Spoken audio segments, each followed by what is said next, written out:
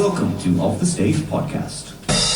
And welcome to Off the Stage Podcast. I told you that. It's a show where we take musicians off the stage and into the pub to talk about the ins and outs of the music world. We are in the other room in the ship ISIS. I'm James Berry, this is Conor Michael, and today we are joined by the fantastic Blue Shift. This is an applause, by the way, so we'll give you all of that. How you guys doing? Really well. Very happy, yeah. Happy days. Warm, Yeah. just wham! As you can tell, I'm the same colour as that pint. Yeah. Well, that pint was yellow when it came in, like Crisped up. yeah, lost the flavour. We're in the one room in the pub that's got 0 windows Yeah, and extra lighting, because why not? yeah. Well, you know, Get the skin in there. Yeah. Want to paint your walls red? charge a fortune like in them tanning salons. Yes. Yeah, just a quick introduction. Who are you and what do you do in the band? No worries. I'm Shane. I'm the guitarist and one of the vocalists. I'm Liam, I play bass and also a vocalist. And I'm Harry, and I just play drums. I do not much else. Nice. Do you ever designate like social media roles at all? Or is it just like when you're putting something on, someone does it? So far it's pretty much just been myself because I have previous experience of doing social media for bands, etc. So far we're like we haven't actually done that much social media yet, to be honest, so like it's very much just been just whack something up, let people know we exist, more or less. Like there's not much I think that's all really gone into it yet. Because I hear all these things. It's like, and they are right. It's like, before you post stuff, you need like a strategy. You need like an end game. But sometimes, just even if you're posting something, just to say that like you exist is sometimes just to keep things going. Because there is bands out there who's like, they haven't posted for a year, even if they've got gigs and stuff, and you think, are they even still together? But like then you'll see next week they've got a gig and they post something like, so maybe they have. You know, so I think sometimes just even if you don't really know what you post and just post. I mean, I'm giving this advice. I haven't posted for a good month yet, like so. I think trying to fall into that. Yeah, I think we haven't necessarily gotten an action plan for that yet. But in regards to when we do discuss it a bit more.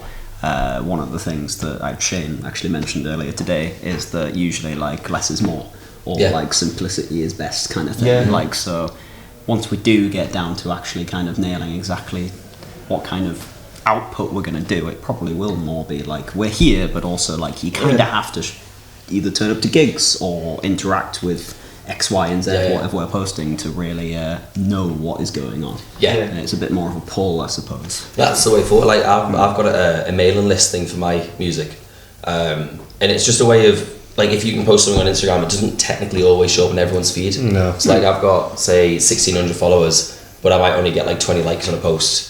It's just you've got people that will follow you, but they're not that interactive. But if they're on the mailing list, or as you say, if they're coming to gigs, they're a lot more interactive. Absolutely. Like I've just announced a gig yesterday, I think it was, or today, where if you're on the mailing list, it's free entry. So I'm just trying to entice people to join the mailing list, and you'll get your tickets and that kind of thing. That's noted down. Noted. But that's it. It's about trying to get like that intimate fan group. The ones that are going to interact with buy tickets, listen to songs. T-shirts basically. That's where you make the money. It's not from ticket sales. They're going to be the ones that push you as well. They're another form of advertisement, is people who actually care, basically. Absolutely. The ones that go, you check this band out, or share this. Absolutely, It's hard at the minute as well, because the way social media is on the likes of TikTok, like people's attention spans are so short, like we were saying before. Because we haven't done too much. Obviously at the minute, with the podcast, we've got a couple of gigs coming up, we can post a bit more. But if you post like 5 or 6 stories in a row and it's all more or less the same stuff, people aren't going to watch the second or third one. They're just going to see the first 2. If they're similar, they'll just skip past it. So I think less is more in terms of posting something that's going to grab your attention straight away, whether it's a cool piece of photography, like a bit like what you guys have done with us before, and just trying to, because a lot of it, I mean, we make music because we want to make music, and it's all about the emotion and the bringing people together and that kind of thing. But also, I think when you want to market yourself as a band, you've got to have that sort of, what have you seen? These have got a bit about them. So there's everyone has different ways of doing it, and I think our approach is very much like we've put a lot of thought in the past couple of weeks, especially with the past month, the next couple of weeks coming up. You've got to like post stuff as well that's like almost not necessarily unique, but kind of reflects who you are. Because you hear like a lot of, this is what you need to do, you need to post it. But if you're not, if either you're not comfortable doing that, or it's just like you're like, that's not really me, then it's not going to work. You've got to kind of post something that kind of, I'm trying to think of the words, like reflects who you are as a band and what you want to tell people. It makes sense though, because ultimately your fan base will find something that they resonate with you as an artist, whether it's your lyrics, whether it's the instrumental, even if it's just the sort of overall image of the band. You know, so many cultures and subcultures, like the mod culture, the mod movement, the punk movement, they were all sort of formed around this genre of music, and it goes a long way. You know, there's so, you know, like I mean, it's a bit more diluted now because there's that many subgenres of music. You know, you've got metalcore, which goes into like vibecore, bodycore, all these things. Anything core. Anything core, and then, you know, like you've got so many different genres of rap. You know, rap, grime, pop, everything. But I think not so much now because everything's a lot more diverse because of social media. But 30 years ago, when people were still reading newspapers and they seen like actual buying music magazines like Kerrang and Rolling Stone and stuff, it mattered more. Like people would see these bands and go, I want to be like that, and then they'd go out and they completely transform themselves. That's it. You know, like there's nothing cooler than seeing a bloke with long greasy, well, maybe not today, but 20 years ago, a long greasy head bloke standing in front of a Marshall stack. And that's what inspired a lot of people. That's it. It's like Nirvana, for example. The amount of bands that, you know, you watch interviews that I've seen where the bands have said like Nirvana and that sort of movement in the 90s is what inspired them. That's what it is really. You've got to catch people's eyes to make them be like, you know, this is my thing, these are my sort of people. That's kind of what we want to achieve in a way. So what kind of moving on to that question, what kind of band are you? What would you kind of like class yourself as? Alt rock is probably the broader term. Every single one of the songs was sort of written as being quite different from. It still follows the same trend, you know, as a 3-piece, I think. It's like Kerrang days, alt rock, or like. That's kind of what I kind of call my band. Like, I think we're technically still discovering that, as every band would. Like, it's very early stages. Like we don't have that many original actual pieces concrete. You think about the first song, Broken. That's like super heavy. And then the songs I've written since that, we've got a lot more like melodic and it's nice to sing-alongs kind of thing. I remember at one point, I think it was maybe the second song we did or something, I can't remember, but essentially we kind of went, hang on, are we becoming a new metal band without the whole like scratchy and like proper keys?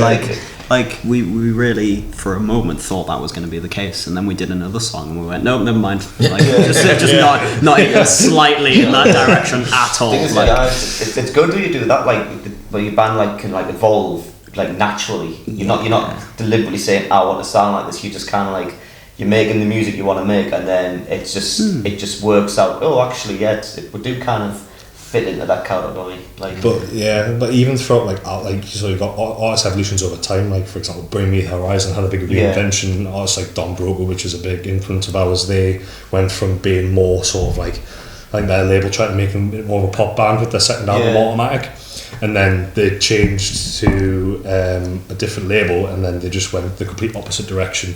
The whole vibe of the band changed, the whole that kind of thing. But I think within an album as well, artists that can write songs which are, you know, not necessarily tell an actual story in terms of lyrically, but in terms of like instrumentally and musically. If you can get to the start of an album to finish an album and feel like you're being on this roller coaster, I think that's definitely a sign that you can write strong songs, because there's a lot of bands that you listen to that they're really good at one thing. But there's sometimes I've been to shows where it's a bit like, you know, every song sounds the same. Like when I'm at work and I'm playing music, a lot of my co-workers, they're not the biggest fan of the heavier rock and that kind of thing, so they're like, oh, it all sounds the same, it's all drums. I'm like, well, it's not. But I think you have to find obviously a genre to put yourself in, but also you've got to sort of evolve within that and push the boundaries and find, we could do this differently in this song, or we can write this a bit differently and like play with song structure, play with sound. the thing with us is we're a 3-piece, so I'm quite simplistic in terms of my setup, so I'm quite a big believer in simplicity breeds creativity. If you limit yourself, you can be more creative because you've got to find ways of doing it differently whilst using the same sort of set of gear. Like my pedal board's got 5 pedals on, one of them's a tuner. I swear to God, I'm exactly the same. I've got like what's a pod good. There's thousands of different possibilities of things. I found a preset that I liked. I tweaked it ever so slightly, and haven't touched it since. Every single song has exactly the same preset. I'm just kind of like, I don't. Just literally took a preset, a little bit of personal slick. I'll sometimes split me guitar note to like kind of like the more trebly bit. I don't know what you call it, but like the more bassy bit. I might add an extra like delay or whatnot in the song, being really fancy. But apart from that, treat yourself. It's just like it's all about like the melody and the words. For me, it's like I've never been bothered too much about, as long as it sounds kind of like distorty and how I kind of like it. It's like I'm quite the opposite because of that. Like songwriting for me is very new. And for a while I get writer's block where I just struggled to sort of like find what I wanted to say. Like a lot of the songs I don't have like a vision. I think a lot of songwriters don't know about yourselves, but like I don't know if you go in and picture what you want the song to be in terms of like the theme. I sort of just I'll think of something out of the blue, like I'll be at work or I'll be just doing X, Y and Z, I'll be out and about and there'll be like a line or a melody and I'll be like, oh okay, and then it'll grow from there. So lyrics have always been quite a struggle for me. I mean I've been getting better because it's just practice, but for me I'm quite the opposite. The sound of the song in terms of the instrumentation, the tone and the arrangement is sort of where I kind of class myself as that's where my strong suit is, because a lot of the time when I listen to the song for the first time I won't really listen to the lyrics. I listen to the melodies but not necessarily the words, and then I'll go on to the lyrics. So for me it's more about the overall vibe and the atmosphere as opposed to the words, but you've also got to write good lyrics otherwise. I mean, I usually write. I come up with like a cool like hook of like a song where it's like it sounds cool. It's just one line, that's it. That's not a song, but I always want to tell a story within a song. So I kind of I almost like reverse engineer what that line means. It's either the end of the song or the start of the song. So I can kind of like try and think. Well, like the song "No Regrets" I've got. Don't regret a thing I said to you. Willing to forgive and forget if you do too. I thought that sounds cool. Plug a song. But I was like, so what does this mean? Now. So essentially, what it was is like I had to try and make a story about. So what did I say kind of thing, and it turned out to be like an argument between two people, and it kind of like it kind of evolves from there. But that's mainly how I write the songs. Mine can be quite backwards. I can do a whole like the same as yourself. I just be pottering about and then I'll pick up lyrics. But I haven't got time to write the song, so I'll make notes on my phone. Then eventually I'll sit down with the guitar and alright, let's write this. Oh, this sounds like it's a bit of a sad song kind of thing. And I'll start playing chords to go with what I've got. And then before you know it, I'm like, these chords are a bit too happy for that, but I've got a different melody in line. And then I don't actually finish that first song. And I wrote a completely different one to what I originally went in with. It's the same with a lot of our stuff. Obviously, we kind of write things. We don't read.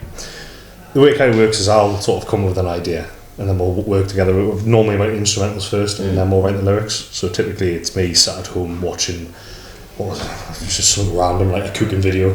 I'll have my guitar on my lap. Like the song Dead Tonight, which is the song that we've adapted for this podcast, the first idea that I had for that song was the lead guitar line that's in the last third of the song. That was the first idea that came, and then I built the song around it. Yeah, that's cool. And it was kind of just like, oh, these chords fix. My music theory is terrible. He's got all the music theory in the world. Couldn't be worse than mine. It's just not true. It's a lot better than mine. Like I know the basic chords, but in terms of scales and stuff, like I'm a terrible lead guitarist. I'm more just like big noise. My rule for music theory is you can only be half a step out of key. And then it's like, oh, that'll do. People might notice, and if you notice yourself, well, it's a little adjustment. It's jazzy. That's what they call it. Jazz. I love that at the minute. It's everything music on Instagram is just ripping into jazz, and it's it was the video of the guy who's absolutely butchering this guitar line. It was like some festival in America, and his manager comes out and gives him a backhand on the back of the head because it was just terrible. And the top comment was, What, does he not like jazz? I'll never slag off jazz again on this podcast. I've got it right in the neck. You won't, but I will. I'll let everyone else fight the battles forward. So how long has the band been going? Fairly new, did you say? A year and a half now, isn't it? Yeah, because technically in terms of what we've actually been producing, if you like, and in terms of creativity, in terms of gigging even, we were together for like nearly a year before we even did our first gig, just because of the way things transpired. It's like, you know, the typical scenario of all in full-time work of some description, X, Y, and Z. And then it took us a while to actually. I think we did it as much as it wasn't necessarily intentional. I think we did it the right way in terms of forming the band. Is we actually kind of figured each other out first, rather than just being like, let's write a song and do it. Yeah. And so, like, as much as we say all of our original tracks are vastly different in terms of style and genre, it still all has our like little signature on it, if you like. I think.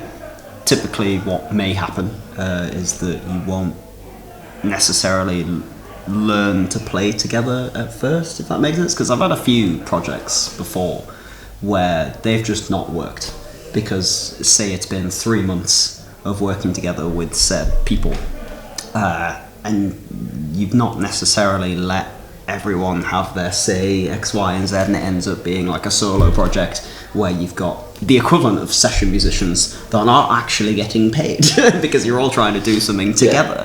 And I think the reason that we have kind of hit the ground running since our first gig and now writing tracks now is because we kind of took it slow. Even if we didn't necessarily want to, because we'd love to just crack on and do gig after gig, X, Y, and Z. But grow as a band before you become the band. I think we've definitely essentially grown to know how to play together, know exactly what we want from each other, and then now hopefully we can hit the ground running. 100%. I mean, learning how to communicate with a drummer when you don't know how to play drums is probably the toughest thing. And he's just sat there. No, I've sacked that off in our rehearsal as a whiteboard, and I drew a graph and I was like, "Why don't you do this?" That's honestly one of our newer songs that we're working on at the minute. There's like a bridge part which has quite a little bit of a technical part in terms of the rhythm. It's almost like a polyrhythm a little bit, but I just couldn't figure out how to communicate what was in my head to Harry. So instead I was like, I used to be a scientist, I'll get the whiteboard marker out, and I drew this graph on the wall and I had like Harry, Liam, me, and then like it was just this whole thing. It was like that scene from It's Always Sunny where he's got the yarn and stuff, and he's like this. And weirdly, as soon as I did that, we played that part, and then it was literally waveforms on it. It was literally like, I want you to do this. And he went, yep, I know exactly what you mean. I was drawing single. Honestly, it looked like a hospital heartbeat monitor. It was ridiculous. Basically, that song, the sheet music for that song is just basically caveman drawings, and it's like that. That is how we know. We would recognise it. No one else would. I think I understand it. Like that's well, that's the important part. Is we think we understand it, and we went. It sounds right. It works. Well, that's the thing. We're writing originals though. It's your own music. You can do whatever you want. Obviously, if it confines, otherwise you're writing jazz. But I think we've learned this. Well, we kind of already knew, but like on the car here, like Harry had his playlist on, and we've all got very different styles and like inspirations. Like mine's very much like I'll fixate on a certain band or a certain genre for a time, and then I'll find something that sort of leads us into another one. And I think obviously yours back in the day was a bit more sort of hardcore, and now you've sort of mellowed out as you've gotten older because your ears are shot. and then Harry's he's quite a funky drummer actually. Which is, I like a bit of it. We had Real Big Fish and then Usher on the way, I think. Nice. But it's influences like that. It just sort of pulls things together because it gives you a different approach. Makes a new genre, doesn't it? There you go. It's another one of the cores. Raji core, Pint core. There you go. Just before we take a break, the first question we normally ask is one that we completely missed. So we're going to end on this question. But what are you guys drinking? I'm having a Guinness Zero. So I'm a designated driver at night. Yeah, it's real Guinness. Yeah, I'm on one of 2x2's latest Nipas just because the beer I asked for ran out. So The next best thing. 2x2 is a safe shout as far as I'm concerned. Yeah. And this is my first pint of Madrid since we got beat off Spain in the Euros final. It's alright. Forget. Pre-season now, it's all done. Just put a censorship bar over the top of it. It'll be okay. I'm on normal Guinness, I'm on the classic Fruity. the OG drink. The OG, aye. Solid Fruity. Yeah, we'll take a short break. We'll come back with a few more questions about gigs. And yeah, see you in pot 2. That's more than normal. We're back, baby! Go. Welcome back It's to going pot to pick the background noise. It might do, but it's fine. We can deal with it. We're back at the ship ISIS, but the reason we're in the small room is there's a cinema showing going on in the room next door, and there's a lot of talking. Yeah. I think the film's just finished. That's why we did the Don't song think it first. started, to be honest. Must be a shite film. But yeah, we're back at ship ISIS. I'm Conor Michael, this is James Berry, and it's Blue Shift. Is that correct? That is I always correct. get conscious I'm saying the wrong names. Yeah, same. Yeah, you've got a track record that though, don't you? You must be impressionable. So we've got one Instagram question. And to any viewers out there, if you want to ask any questions or get any comments on the pod, drop us a message. The day before we have our guests on, we make a post and a story, and you can just either comment or send in the questions. But the one we've got from at Mrs. Berry Insta is, what's your favourite music biopic? There's a Slipknot one. Is there? Is there? Yeah. I watch it. It's on YouTube, I think. I Yeah. watched it quite a few times. I enjoyed that one. It's up to like one-on-one interviews with them. But yeah, like talks about how they were crazy back in the day and how they've like matured and that. And like, all that, so the backlash they got throughout their career. But yeah, that's mine. Yeah. I forget what the name is, but it's on YouTube somewhere. Yeah. So when you say a biopic, are we talking like, so like for example, Rocket Man, or we're talking also like documentaries based on the band? I'm thinking biopic is in like I'm trying to think like actors who played like a feature film. I'm really looking forward. I'm going to go to the first one. I'm really looking forward to the Bob Dylan one that's coming out. Is that Super coming out? excited. Yeah, I've seen it. I've seen Timothy Chalamet. I was listening. I was like, he sounds just spot on like Bob Dylan. He looks a little bit like Bob Dylan as well. It's like, oh my god, this is like uncanny. I wonder if he's going to do what happened with Austin Butler and keep the accent afterwards for about 4 years and then just adopt Elvis's persona. Oh, that'd be cool. Well, I mean, there's no one really like Bob Dylan anymore, is there? It's James. I love Bob Dylan. Like, he's the reason I got into music and everything. He's like my all time like, yeah. Biopics. I like the Elton John one. I thought I'd kind of where it spiraled off to like the metaphor of taking drugs and he was just the Rocket Man. I thought sometimes it was a bit much. I liked the Amy Winehouse one more than I thought I would. See, I haven't seen that one yet. It was quite good, to be fair. And the Elvis one really hits you at home by the end, because the way they end it is they end with the real video of the last time Elvis is playing live, and you can see the pain in him. But I thought you were going to say that it ends on him and eating a sandwich on the side. That would be like spoilers. That's how they get it. He dies. or does he? Oh, What, the sandwich? But I think my favourite's the Bohemian Rhapsody one, to be fair. I think that was done quite well. That was good. it was. See, for me, it was done well in terms of. I think the casting was spot on. I think. I can't remember the actor's name, but the guy who played Brian May. That was probably one of the greatest castings at any biopic. He had the same mannerisms. He looked like him. The whole thing. My only problem with it is it was just they told the story out of order and they jumped forward. And they told things, but when they didn't actually happen that way. And if you're gonna, it's a biopic, you want to tell the story right. Yeah, that's it. Which is why I think Rocket Man for me was a bit more accessible, because it was more true to how everything's happened. Obviously, there was creative license in terms of him taking drugs and tripping out and being the Rocket Man. But I think you've got to entertain people in a way. You know what I mean? I think 'cause Elton John had a big say in that. He wanted it to be a bit more like flamboyant, as in you getting into his mind kind of thing as well, which is like. He's a great sport, Elton John, because obviously he was in the second Kingsman film, and his role in that was have you seen? It's like absolutely phenomenal film. I've seen the first one, but I haven't. The second one. The saddest deaths ever. Like I was like, Country Road. Yeah. I can't listen to that song the same anymore. Yeah. Honestly, every time it comes on, I just think of Mark Strong and I'm like, oh, don't break my From heart now again. on, it's always sung in that accent as well. It is. You can't do it. Literally, but no, I think Bohemian Rhapsody in terms of execution as a film was very good, but I think in terms of being a true biopic, you're looking at more Elvis and Rocket Man, but I'd probably say Rocket Man. Yeah. I did enjoy Rocket Man, to be fair. Elvis was good. Also, Taron Egerton is an incredible singer. Like, Oh, I adore him. yeah, you don't Obviously, often- he's in Sing. yeah, but you don't. That's the thing. You don't associate actors with being able to sing. I respect that. Yeah. But actors that can do both, which is understandable because obviously a lot of actors get their jobs through talent agencies where Yeah. they've had to do a bit of everything. yeah, that's it. So like Hugh Jackman, for example. Yeah. Like Yeah. he had to learn how to sing for his role in The Greatest Showman, and now he's incredible. He's been tall, hasn't he, and everything. He's musicals, isn't he? Yeah. Sure of it. Yeah, he's got a new movie out as well. Yeah. I still have to say It's that. #1 in the world. Yeah. You're welcome, Hugh. I'm Ryan. Yeah. Did anyone seen the Bob Marley one yet? I was gonna say I haven't seen the Bob Marley one yet. I really want to see that. That was quick because I didn't know a lot about Bob Marley, and it was. He's a bit of a mad lad. Like. It's a weird one to watch because it starts off really intense and then it's quite chill and it goes back to being intense. But like I didn't realise how much of a struggle Jamaica was going. I'm not great at history anyway, but how much they were going through, and he just had to he wasn't rebelling in a bad way. He was like everyone was rebelling. He was like the only one that was like, no, we'll just kind of love each other, and it was a proper like mad time for him.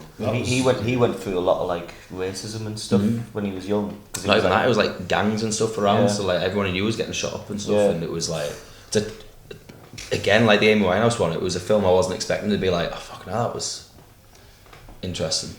Well, again, her life was it was a massive roller coaster because obviously it's a bit like people are comparing Ray to Amy Winehouse in a way, and I can see it in terms of her style and stuff. But I think Amy Winehouse, she was so young when she shot to stardom, Yeah. and then it was a case like of some 19. people can't necessarily cope with it, and also I think the people she surrounded herself with, I think Yeah, it was that Pete Doherty. relationship. Was it Pete Doherty? Pete Doherty. And he was that scene in general, I think, like, was all very drug related. I think it was like the kind of I don't know if there's a scene like it now, like out there. I think that was the last of like, because there's always been like, it depends what era of music, but there's always a specific part of the world where really like it was like in the 90s it was things like Seattle, that was like with the grunge kind of, there was like a massive scene there that grew from there. In the early noughties it was as a part of London. It's a specific, that's where like the Libertines came from, that's where Amy Winehouse came from. There was a few other bands, that's where all the big clubs were, and that's basically where there was like a pub they used to go to, you can still go in it, and Amy Winehouse used to just be in there all the time, just like drinking. It's like, Well, it was one of them, like, it's one of them things where, like, when young musicians get signed up anyway, they tend to get put down the wrong route. But Elton John has his own programme where he helps young musicians who are breaking into the industry. Yeah. So, like, when Sam Fender was making it big with his first album, like the second one, were like Great album. the big ones. Elton John would be FaceTiming him every other day, just, oh, how's it getting on? Are you okay? Just to kind of make sure, like you've got someone to talk to, or this is the right path to go down, rather than having some manager be like, oh well, look, we'll give you this sum, you do what we tell you to do. And Yeah. so like he's got that kind of, and it's cool to see that in the industry there is that sort of cushion now. but he helped that in Eminem, didn't he? Yeah, I was about to say, I think he was quite close to Eminem. Got him a diamond encrusted butt plug. Yeah, Yeah. the cock rings, wasn't it? Sorry, Cottery. Eminem was That's the brother. Like best mates now. Where is mine? Yeah, He's being homophobic. Yeah, he's accused of being homophobic, so it's just like, but Elton John was like saying, no, he's not. He's like, this is what you bought him from a wedding gift and stuff. That must be where the gag from the interview, you know, the movie with Seth Rogen and James Franco. Oh, Where yeah. he's No, being the interview. interviewed, Yeah, and he goes, I'm gay. Yeah. He goes, no. Did you Wait, just- what? He's like, yeah, I'm gay. I must explain, you know, because I always wondered, it's such a random thing. It's like a Family Guy cutaway. And it's like, where did they come up with that? But obviously, I mean, I'm not too clued up on that history, but that's got to be where it's come from. Yeah, it has to be. 100%. Has to be. Yeah, that's a great film, that one. Yeah, It's just obscene. It's mental. like The Boys. The Boys is ridiculous. Yeah. yeah. The Boy. Oh, it's so flipping good. The Boys. Have you finished it? I have. So here's an interesting question. I'm going to flip this around. If you were to be any of the characters in The Boys, who would you be and why? Ooh, flipping heck! Never thought about that. I haven't seen it. Um, I've seen like the first 3 episodes. Is this the anti-superhero thing? Yeah. My missus had watched a bunch of them, and we were like, all right, we'll sit down and watch the series. We watched the first 3 episodes. I came back from a gig. She was 4 more episodes through. I was like, well, this is your thing now. This is your project. Well, I'm not watching it, so I haven't. I don't know that actually. I mean, it depends like who I'd want to be compared to who I think I'd be. So it's, do you want to be the boys, or do you want to have a superpower but be the most evil person in the world? Yeah. But I think superpowers wise, if you had to choose out of them all, So not necessarily their personality, but their ability. well, yeah, their ability. Because I'd like to think none of us in Well, this room would murder hundreds of people. I don't know. Honestly, I've got a I'd- few You names. get a bit on of my power, list you of- never know what happens. yeah. There's quite a few names, but never mind. We're gonna move on because I don't have superpowers and I will not be killing anybody. What if you did? But Who's going to stop you? I don't know. Or what kind of superpower would I have? Essentially the question. Isn't it? that's that's What's what it's boiled superpower? down I was to. trying to make it sound as really cool as possible, but essentially, if you had any superpower, what would you have? It sounds niche. I but was instead okay. it's So if I was going to be like super evil, I think I'd be a superhero called Gravator. I've thought about this quite extensively. He's got a name. Anti-grav. origin story. He knows how he ends. Yeah. So it's like Gravator, but he's kind of like Magneto. You know how Magneto can control metal? Yeah. Well, Control Gravator gravity. controls gravity. Oh, that's So he can literally move moons, suns. You know, just like yeah. You can control gravity. You can do anything. So can you turn the gravity off on the planet? Yeah, you can just go. So you can just... Yeah. And then when they're gone... Oh, are you affected by that? Well, I am gravity. Gravity. Oh baby. That's the. Can we use the that line. as the clip for the podcast? Trailer, by the way? I am gravity. I am gravity. that's You need to do it. director's cut. You need to do a cover, Avengers there. Yeah, you need to do a cover version of ABBA's Tragedy. Yeah. With that, Gravity. and then just a whole song about your superhero's origin story. That would be unbelievable. I was thinking more when if we're gonna clip this in, get a clip of Endgame as you say there, and it's just like I am inevitable, and then just you as Tony Stark. I am gravity. Everything just slides or falls down. Just like because you can like anyone who tries to stop you can make the brain like heavier than the Oh, you can target. Yeah. Like not just there. Oh, It's yeah. just the power of So that. I could find a brain and just go like that, and then your brain just drops from your body, and you're just dead. Like, honestly, Who would gravity. you arch enemy? That'd be dangerous for bowel movements. Or helpful. It could be helpful. He's never constipated, is he? He's just, I'll target this intestine. There'd be a lot of broken toilets if that was. I'm really struggling at the moment. Just fell out. That'll be like when I was tired, like the doctor. I'm constipation. Say no more. I've got the remedy for you, child.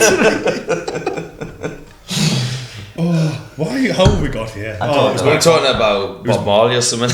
Yeah, that always happens. Like whenever we start talking about Bob Marley, I always end up talking about superheroes. And stuff. Aye, we was going to be Bob Dylan last I checked. Yeah. Oh, you'd love to see it. I'm not even joking. I kind of want to see some form of like character. I could This do that. Like, yeah, that could be my next like music video. Just bonus episode for the Yeah, podcast. I yeah. just want to see a little bit of clip of Gravator. It'd be Gravator. sick. Do a music video where it is like Yeah. a scene of Scene Gravator based, doing like, or whatever. It's very like, Don he- Brogo, it's- isn't it? I don't know if you guys are well versed in Don Brogo. Endorphins video with the Power Rangers Yeah, type so of that- spin. When they rebranded themselves, they've been sort of into the spoof genre for the music videos, a Yeah. bit like Foo Fighters. And they've got a song called Endorphins. It's a brilliant song. It's very much like in that metalcore genre. And it's literally just them as Power Rangers. It's unbelievable. It has the scene at the end where they're morphing with a fake version of David Beckham, like fighting a big version of David Beckham.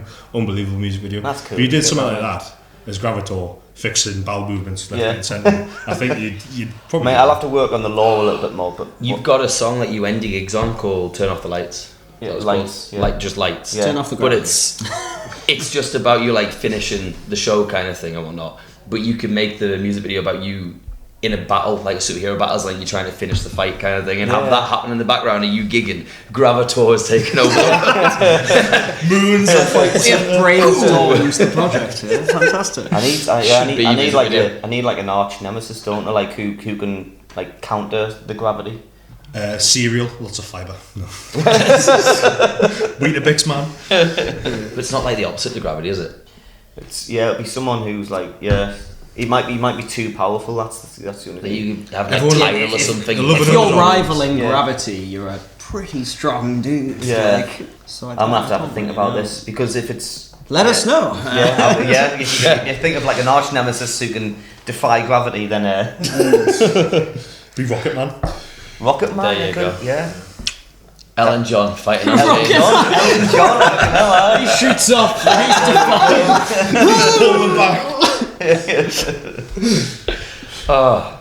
So, Blue Shift. Have you guys got any gigs or anything propping up anytime soon? We do. We've got one on Saturday next week. Little Buildings. On the 10th of August. So Little Buildings, is this a headline show or a support? Sport show. Yeah, who are you supporting? On the 10th, our mutual friends. Cherry the Worry, they're called. Yeah. So Nathan was in mine and Liam's year at school. Yeah. And Sam is one of my good pals' brother. And Nice. they're based in Sheffield, so they're coming up. Oh, that's cool. Yeah. For the, I So know would there they ever be a do. chance of you guys going down to Sheffield to do a show? Oh, 100%. Because that'd be good. Yeah. Oh, definitely. 110% is Yeah. a name. It's just about the opportunity and getting things sorted, and the opportunity to just play any form of live music in front of it, as long as it's something that because sometimes you'll probably know you'll get offered opportunities where it's like, oh, come play at this pub, Yeah. and then you inquire more. And it's like, have you got a PA system? No. Have you got microphones? No. Yeah, we've got like a little corner over there. Yeah, And it's not big enough for your drum kit, Yeah. but you can make it work. Go Yeah. make noise Yeah. with nothing. Like, Yeah. yeah, that's exactly. Exactly, how it works. but I think like the opportunity gig, and I think the fact they're coming all the way up here. I mean, they're some of them are from Newcastle as well, so it's a bit of like a homecoming Yeah. thing for them. Some of them, like Nathan, I That'd don't be think he hasn't event. been in Newcastle for no, years, has he? years now. But yeah, not living. as venues go, Little Buildings is great, especially for starting artists. It's really intimate, it's small, but really surprised by just how high quality the equipment was in terms of mixing Yeah. and stuff. Like Yeah. with like hearing videos back of our show and stuff, like when we played back in February, it was really, I was like blown away almost, Brilliant. because you obviously when you're rehearsing, like especially the louder you are, you kind of Very things get, small room, and it's just like everything just clashes. Yeah, yeah, it's things get mental. lost. But then Where's the obviously practice, by the way? Could probably interrupt you. Nemix. Oh yeah, no, I like it in there. Yeah. Yeah, I do like that. Yeah, So, absolutely. I'm always curious where people practice. No, Anyway. yeah, they are fantastic folk. They really look after us well. Yeah. It wouldn't go anywhere else. Yeah, awesome. Yeah. Anyway, sorry, I interrupted you. That was my. It's incredibly rude of me. But yeah, Little Buildings, it's a weird one because when you first walk in and you go, like, you can't get X amount of people well, in this exactly. place, can you? And then it fills up, you're like, bloody hell, there's like 40 in here, it's not full yet. What's- That's what, yeah. It's like it's Yeah. literally like the same size as this room. So our, And the stage is yeah. like the size of this table, but like Yeah. we was like, because a lot Honest, of isn't it? a lot of our pals came to our first gig, like friends, family, and stuff, and it'll probably be the same for the next couple as well. But obviously, when you're small, Yeah. it's nice to just get bodies in there. Yeah. But yeah, we had about 35 to 40 people stood in that room, and it was, you're looking out, and you're like, it's in that room, especially to see people, and you're a bit like. Yeah. Especially when it's your first gig, like it's my first time playing in front of a crowd with an actual project as opposed to going to an open mic night and butchering Yeah. four Yeah. songs that I don't actually know properly. So now it's a great venue, and So much nicer to play in front of a crowd instead of like 5 people as well. Oh, yeah. Yeah. I mean there's probably opportunities where that'll be the case as well. The amount of bands 100%. that tell that story, where it's Yeah. like, Oh, we're God. playing in front of 5 people in some random social club in Huddersfield, and Yeah. that However- band turns out to be Bring Me the Horizon, and Yeah. you know what I was mean? gonna, but one of those 5 people could potentially be someone who really does bits. Well, you for tend to you. find like you could sell out a 100 capacity room and the crowd are like, oh, it was canny, and then you could do the same room and have 5 people in and be like, them 5 people fucking went for that gig. Oh, yeah. And it's like, it's not about the quantity of the crowd, it's about who turns up. That's the story of Sting and the Police when they went to America. They went to play the pub and there was literally no one there. There was one guy there, and they're like, do we even want to bother? It's like, well, yeah, we're here, we're in America, let's do it. Turns out he was a radio DJ, really liked the song, and I think played every little thing is magic. Yeah. And that just shot up because that one guy kind of saw them and thought, I quite like these. Imagine if they didn't. Yeah. Well, that's it. It's like Oasis, for example. They went all the way up to Glasgow. They went in on the bill. They basically Yeah. forced their way in because they were like, "Well, we've come all this way." And I think it was it was one of the bands. Can't remember the name of the band, but I think the front woman's boyfriend was Alan McGee, who was the head of Creation Records. And he'd seen them, was like, they only played for 15 minutes. He was like, I like them, and then they signed them straight away. Yeah. And then definitely maybe just came out with like 3 months worth of work.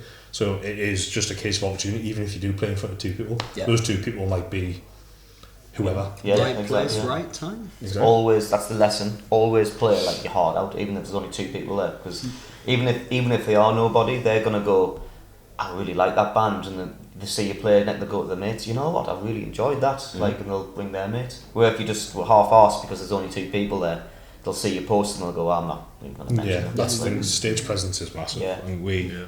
Well, you'll only get as much energy as you put into it. That's from exactly people. as well, Like, yeah. You know, if you go and see a band and they're just kind of on stage, just kind of they're making sound, but they're not necessarily playing Yeah. music. Yeah. That's one of my favourite things about our band. Is I've been in Yeah. bands in the past where they just like stand there, whereas like use drum about like idiots. We It's jump great. about. I love If it. you think I We look are the sweaty now, honestly, that Full of shenanigans that is first, the way yeah, to go. That first gig though, for 30 minutes of playing, I was out of chuff. I was absolutely blowing out my arse, but it was some of the most Class. fun 30 minutes I've ever had in my life. Yeah, absolutely. Take that as you will. But Generous. But no, I think playing every show with 110% energy is definitely a way to sort of succeed, because again, it's putting yourself out there. People look at you and go, these guys are fun. Yeah. You Yeah. want to get involved, because again, it goes back to what Ian just said there. You know, you've got to put out the sort of atmosphere and give the energy out to then receive it again. Because if you're just 4 people standing there just strumming a guitar doing nothing, you can't expect the crowd to be, especially with our genre of music, Yeah. jumping about. Whereas if you're jumping about, they're going to go, we've got a free pass to be morons. It's great. Yeah. You can't make going to a gig feel like a chore to people. Exactly. Oh, yeah. Like, then all your friends and family, you can come down and like you can kind of force them down and stuff. But if you play music that you're not into, they're not into, it's just like, what you Oh doing? yeah, you're you know? supposed to be buzzing, like going to say a music festival, like even if it's a small band who no one necessarily knows. Funny.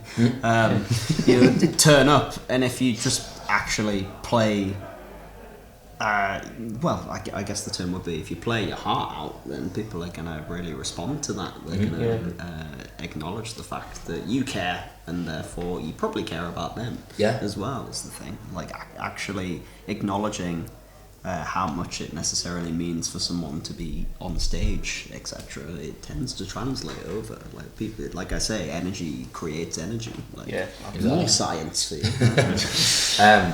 And just on the terms of obviously building a fan base, if people watching this wanted to drop you guys a follow on social medias, what would your social tags be?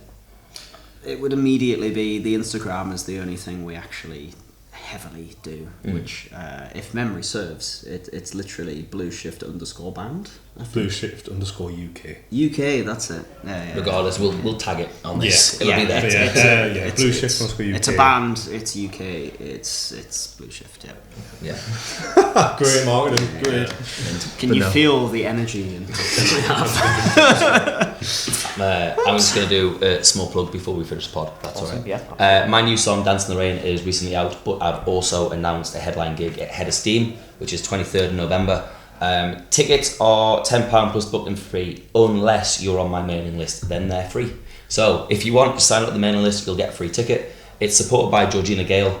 I don't think we've had her on the podcast yet, but we've chatted to her on the HMV Live one day. Get her on, aren't we? 100%. We've had a management team on Yeah, here, but not yeah. a... So yeah, they're the two things for me. James has got a song out. I have. First of all, though, solar flare. That's the arch nemesis. because solar flares are not controlled by gravity, but they are so powerful that you can blind. So if you can't blind, solar flare. Anyway, I've got a song out. It's called Solar Flare. Perfect.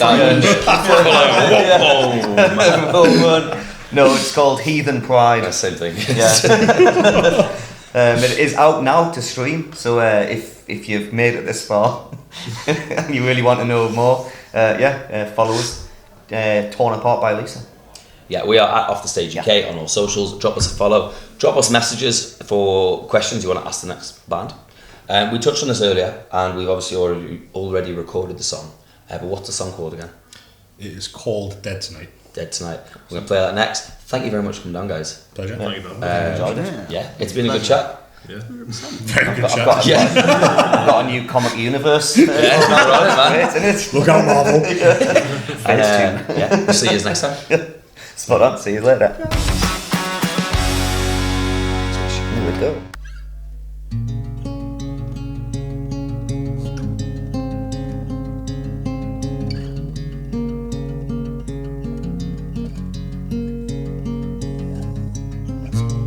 Remember you with somebody else, the one I told myself shouldn't listen to nobody else.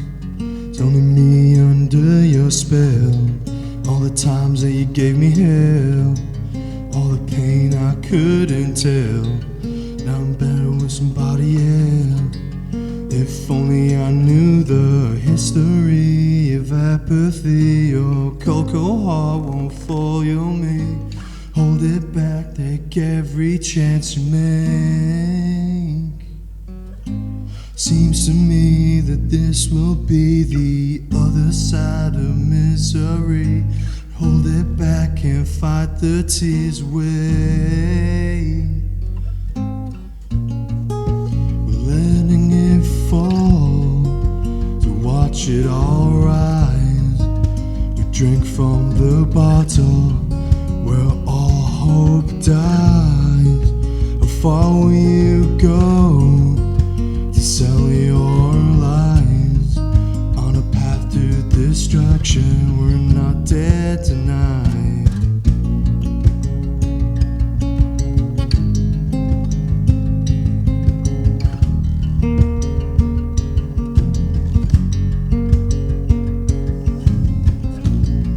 When we met you where you better sail. Now I wonder what dragged you down. Oh, I wish you'd get some better help. You're a queen without your crown. And all the times that you went through hell, all the pain you couldn't tell. Now I'm better with somebody else. I'm better with nobody. It seems to me that this will be the other side of misery. Hold it back and fight the tears away. Letting it fall to watch it all rise. We drink from the bottle, all hope dies. How far will you go to sell your lies on a path to destruction? We're not dead tonight.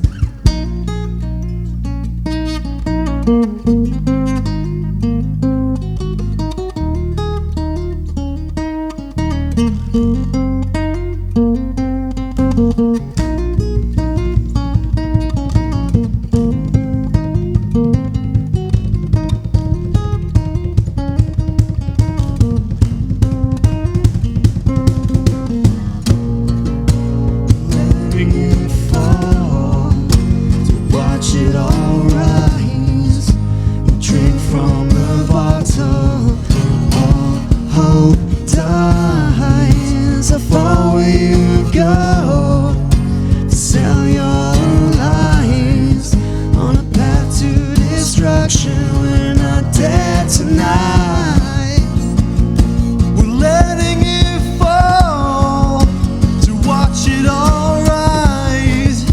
We drink from the bottle where all hope dies. How far will you go to sell your lies on a path to destruction? We're not dead tonight.